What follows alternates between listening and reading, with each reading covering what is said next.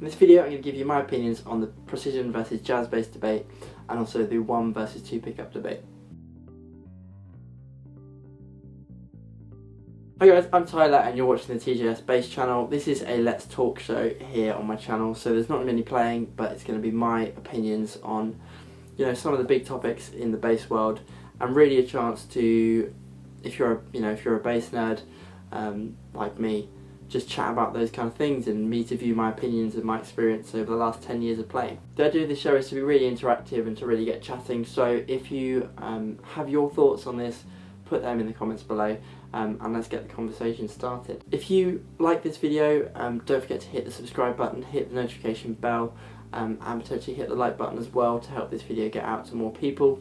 The channel's getting close to 600 subscribers now, and it would be great to see it get up to 1,000 within the next year. So the P versus J debate is one that's been covered many times, but I have my own take on it, and my own take as to when I will choose each of these basses. For me, they both have their place, and I want this video to be short, so I'm going to get straight into that. If you're going to have one bass, I would pick the jazz bass. The jazz bass is naturally a more versatile instrument. You have 2 pickups on it, by the fact that it has 2 pickups, you have a wider variety of sounds to be used.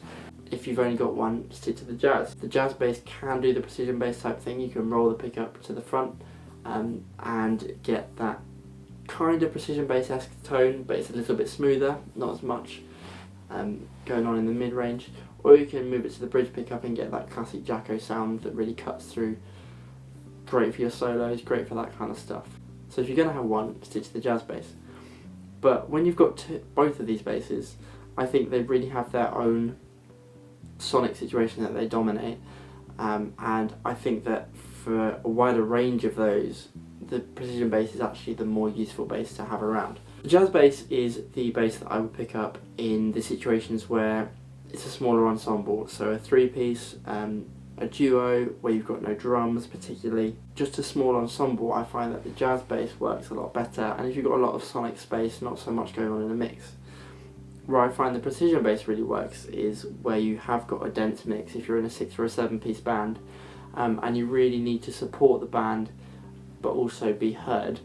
I find that a precision bass is a lot better at that than a jazz bass, where a jazz bass can start to get lost because there's a lot of competing frequencies. With the jazz bass, when you've got both pickups on, you're getting a scoop in the mid-range, you're getting a little bit of a natural boost as a result in the bottom end, the real deep lows, and you're getting more high mids and treble. That's exactly like the car stereo settings you find in MP3 settings where they scoop the mid-range. It's a much more pleasing sound to the ear.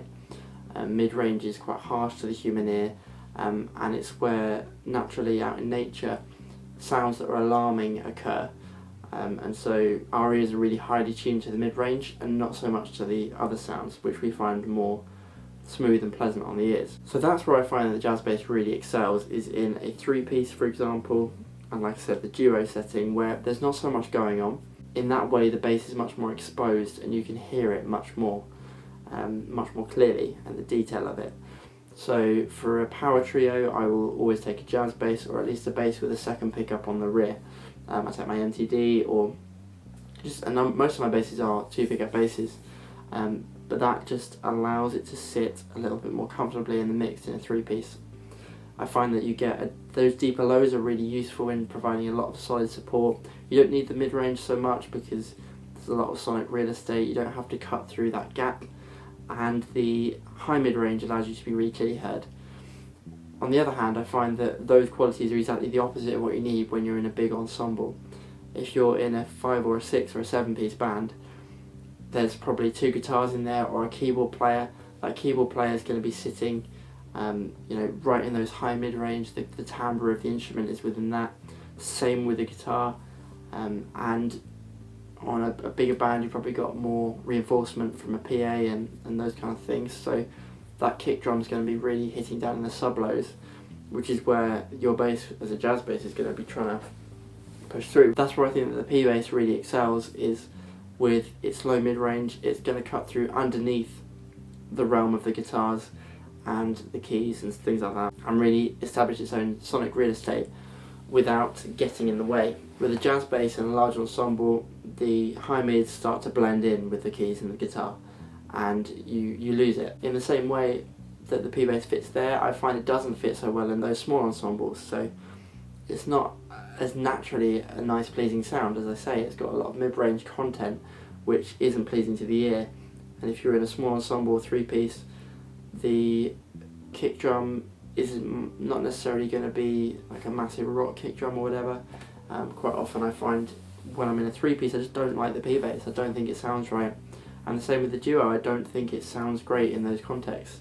It's, to be honest, a little bit ugly sounding, but I do love the P-bass in a large mix. So those are my thoughts on the P versus J bass debate and the 1 versus 2 pickup thing. For me, it always is going to come down to the ensemble, the size of the ensemble, and the kind of sound I want to produce. My personal answer to that problem is to have a PJ bass. I love the warmth that a precision bass gives you, that low mid push, and I've always boosted my jazz basses with the low mid knob on my amps to kind of emulate that P bass sound. And so by having a PJ bass, I get the P warmth, and then I also have that extra little bit of cut if I need it of the rear pickup, as well as the option to potentially add a little bit more deep bass. So those are my thoughts on the P versus J debate. It's a little bit of a different take. A lot of people don't have the same thought process as I do, but that's why I thought it was worth getting it out there and getting what your guys' opinions are on it, because there must be someone out there who has a similar thought, or maybe you've just got completely different thoughts and you think I'm entirely wrong. I want you to let me know in the comments below. So yeah, get busy in those comments, tell me what your thoughts are. Are you a P-bass user, are you a jazz bass user, do you use both, and in which context are you using each of them? Thank you so much for watching. I release a video like this pretty much every week, and I'm trying to do more of these opinion ones because I really enjoy talking about just things bass, and I love the conversations that go on afterwards in the comments. If you enjoyed this video, please hit the subscribe button, consider hitting that notification bell, and maybe hit that like button as well, and get this video shared around YouTube a bit more. Thank you for watching and have an amazing day.